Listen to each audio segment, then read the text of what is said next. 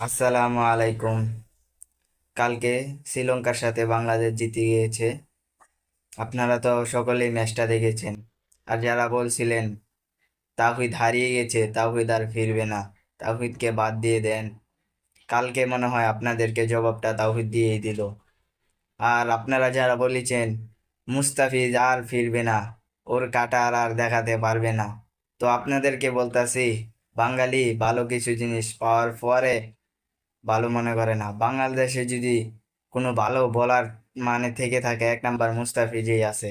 যারা বলেছিলেন তাসকিন, শরীফুল, তারা তো মুস্তাফিজ থেকে বেটার। কি বলেছিলেন আপনারা?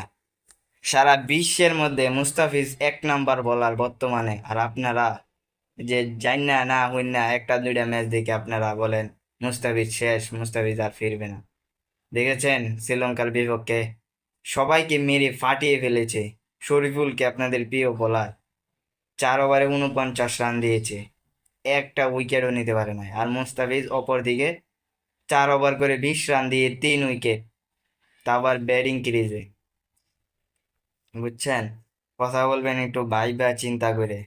এটা মুস্তাফিজ, এটা আর কেউ না। দ্য ফিজ, যেখানে এবি ডিভিলিয়ার্স, শাহিদ আফ্রিদি সর্বকালের সেরা বোলার মানে, বিরাট কোহলি মুস্তাফিজকে সর্বকালের সেরা বোলার মানে, ওই জায়গায় আপনার কথা, আপনার তো কোনো যোগ্যতাই নাই মুস্তাফিজকে নিয়ে কথা বলার।